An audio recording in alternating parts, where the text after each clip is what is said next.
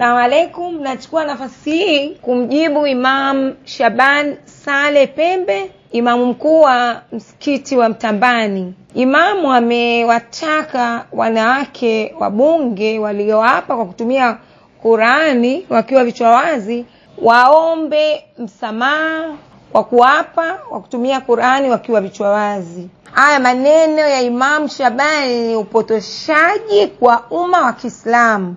Hakuna aya ya Qur'ani wala hadithi ya Mtume ambayo inamkataza mwanamke wa Kiislamu hawezi kuapa au kushika Qur'ani akiwa kichwa wazi. Hakuna.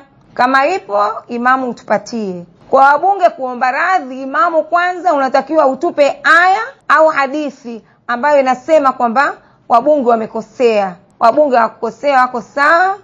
Imamu tunaomba utupe andiko kuthibitisha maneno yako. Salamu alaikum.